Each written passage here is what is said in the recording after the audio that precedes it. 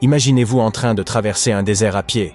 Il fait chaud, vous avez terriblement soif et pour couronner le tout, il vous faut contourner ce mur.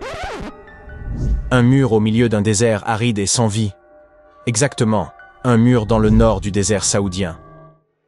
Les archéologues viennent de faire une découverte extraordinaire, et il ne s'agit pas d'un simple mur. Non, il s'agit de toute une ville antique fortifiée qui pourrait dater de l'an 2400 avant notre ère. Ils pensent que cet endroit abritait environ 500 personnes et qu'il a pu être habité pendant un millénaire. C'est une découverte capitale, car cela signifie que cette région était peut-être beaucoup plus avancée que l'on ne le pensait.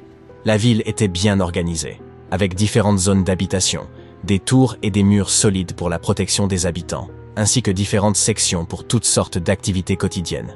Cette ville antique, que l'on appelle aujourd'hui Al-Nata, était une ville oasis, et grâce à elle, nous avons un aperçu de ce qu'était la vie dans ce désert il y a des milliers d'années.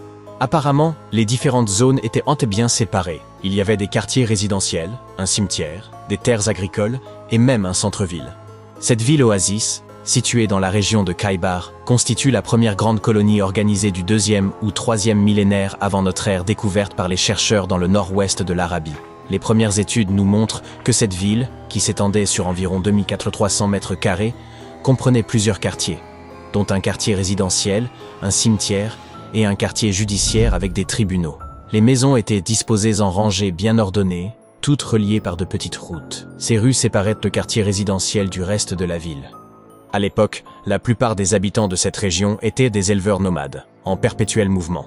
Cependant, les archéologues sont convaincus que pendant l'âge du bronze, le nord-ouest de l'Arabie était parsemé de petites villes fortifiées et d'oasis.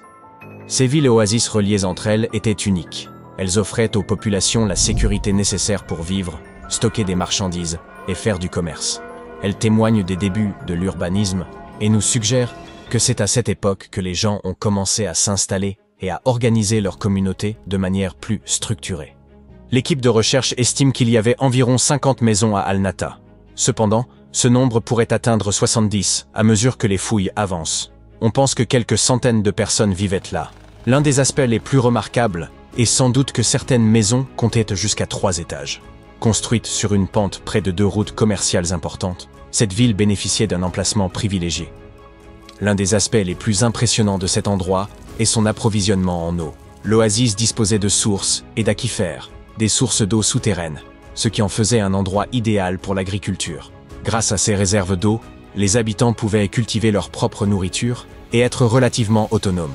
Les murs d'enceinte servirent probablement à contrôler l'accès à la ville et à ses ressources. Ce mode de vie sédentaire constituait un changement impressionnant par rapport à l'existence nomade des populations précédentes. Ce fut le début d'un mode de vie dit agro-pastoral, soit un mélange d'agriculture et d'élevage.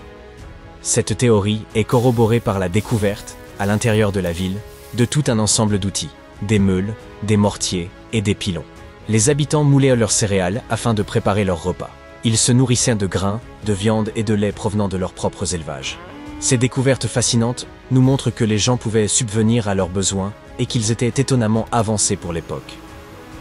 Grâce à un meilleur accès à l'Arabie saoudite au cours des 2 dernières décennies, les archéologues ont désormais une image beaucoup plus précise de la vie qu'on y menait il y a des milliers d'années. Al-Nata faisait peut-être même partie d'un réseau de villes oasis fortifiées similaires réparties dans toute la région. Grâce à ces sites, nous pouvons à présent savoir comment fonctionnaient les routes commerciales et comment s'organisaient les petites colonies à cette époque dans cette région aride. Cette récente découverte n'est toutefois pas la seule à susciter l'enthousiasme du monde scientifique. Et si nous allions visiter l'Égypte, des archéologues viennent d'y découvrir un trésor antique gréco-égyptien sous les eaux. Ils explorèrent la cité perdue de Tonis Héracléon, au large des côtes égyptiennes. Elle aurait coulé il y a plus de 1000 ans. Cette ville était légendaire. Personne ne savait où elle se trouvait exactement jusqu'à sa redécouverte en l'an 2000. Aujourd'hui, les fouilles avancent et au cours d'une exploration récente, les archéologues ont découvert un trésor composé de nombreux objets en or et en argent. On pense qu'on les utilisait lors du couronnement des nouveaux pharaons. Les chercheurs ont même découvert un ancien temple grec dédié à Aphrodite, ainsi que des armes grecques très anciennes. Frank Gaudio, l'archéologue en chef, a déclaré qu'il était étonnant que ces objets si fragiles aient survécu à la catastrophe qui a détruit l'ancienne ville. À son apogée, Tonis Héracléon était l'une des plus grandes cités portuaires de la Méditerranée. C'était un immense centre culturel et le principal point d'entrée en Égypte pour les navires en provenance de Grèce. Malheureusement, en raison de la montée des eaux, de tremblements de terre et d'un raz-de-marée catastrophique, le sol sous la ville s'est un jour littéralement transformé en boue. La ville entière a alors sombré dans la Méditerranée. Et on l'a oublié jusqu'à ce que l'équipe de Godio la redécouvre en l'an 2000. Depuis, plusieurs de ces sites ont été mis au jour et les chercheurs ont pu peu à peu reconstituer son histoire. Si cette cité engloutie ne vous impressionne pas, nous vous emmenons à présent en Amazonie, où une découverte vraiment stupéfiante a été faite. Depuis des siècles, on parle de cités perdues au cœur de la jungle amazonienne, comme Eldorado, qui a attiré tant d'explorateurs espagnols à la grande époque des découvertes. Beaucoup d'entre eux ne sont jamais revenus. Dans les années 1900, un explorateur britannique nommé Percy Fawcett est parti à la recherche de ce qu'il appelait la cité perdue de Z. Et lui aussi a disparu. Aujourd'hui, des scientifiques ont trouvé la preuve que ces cités perdues de l'Amazonie ont bel et bien existé. Une équipe de chercheurs a utilisé une technologie appelée LIDAR, qui permet de voir à travers l'épaisse jungle depuis le ciel en projetant des faisceaux lumineux vers le sol. Ils ont survolé la jungle bolivienne à bord d'un hélicoptère à environ 200 mètres d'altitude et ont cartographié ces anciennes cités. Ils ont découvert les ruines d'une immense agglomération construite par le peuple Khazarabe, qui y a vécu de 500 à 1400 après JC. Il ne s'agissait pas juste de quelques bâtiments éparpillés ici et là. Les cartes LIDAR ont révélé d'immenses centres urbains, des pyramides, des plateformes, des routes, des canaux et des chaussées, le tout soigneusement aménagé. Il s'avère que l'Amazonie n'était pas une jungle vierge, mais qu'elle abritait autrefois de grandes villes très complexes. Un scientifique de l'Institut archéologique allemand a expliqué que les Européens avaient longtemps ignoré la possibilité de l'existence d'anciennes villes amazoniennes, mais que les cartes LIDAR venaient aujourd'hui leur donner tort. Ces nouvelles cartes ont révélé 26 sites, dont 11 totalement inconnus jusqu'à présent. Les chercheurs ont découvert 2 sites urbains principaux, Landivar et Kotoka, qui comportaient d'énormes douves, de grands bâtiments sur plateforme et de hautes pyramides. Les différentes colonies, petites et grandes, étaient reliées par des chaussées s'étendant comme les rayons d'une roue. Certains canaux reliaient même les villes à des rivières et à un grand lac, ce qui permettait à l'eau de circuler dans la région. Au fil des ans, les scientifiques ont trouvé des ruines éparpillées dans toute la zone, mais à cause de l'épaisseur de la jungle, il était presque impossible de relier les points entre eux et de comprendre de quelle façon communiquaient tous ces vestiges. Grâce au LIDAR, l'ensemble du site a pu prendre vie, révélant un système urbain organisé extrêmement vaste.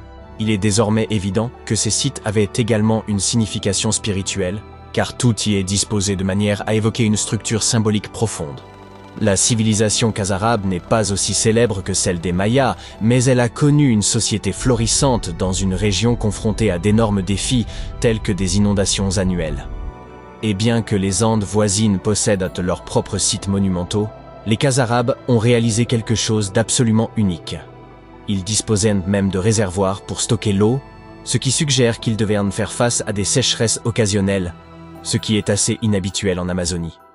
En réalité, ces terribles sécheresses pourraient nous expliquer pourquoi les Khazarabes ont finalement quitté leur ville vers l'an 1400 de notre ère.